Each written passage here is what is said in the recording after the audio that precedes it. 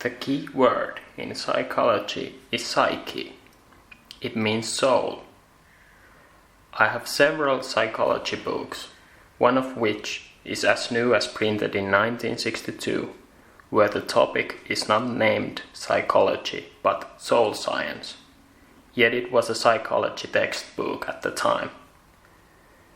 That book was made by a professor of one university here in Finland, and it was used in schools back then. Other old titles for psychology include Science of the Soul and Practical Soul Art. So not that long ago, even the official psychology said that they were dealing with the soul. Then, in the modern edit, the name was changed to psychology, and the soul went out the window. But it is still the exact same thing, soul science. Psyche, logos. Psyche is the soul, logos is untranslatable to modern language, but in this instance, it basically means what science should mean: practical knowledge of the truth.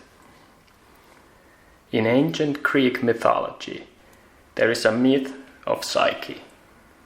I will not do it justice by summarizing it so briefly like this, but it is basically about the Pythagorean and Platonic concept of soul, who tries to restore her wings through initiation into philosophy and then ascend to the divine realm. The myth of Eros and Psyche reveals a lot about our life in general and about love and how we humans are deep down. So the word psychology literally means the same thing as the ancient noble tradition of trying to lift ourselves to the divine realm. It is even named the same, yet the typical meanings associated with it are completely different.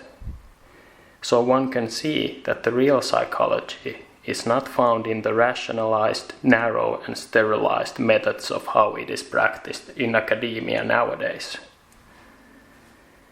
It might sound odd at first, but indeed the correct way to use the term psychology would be the study of the soul or breath of life, or even life skills in its practical sort of common man form. Psyche, as translated from ancient Greek, literally means soul or breath of life or life stuff.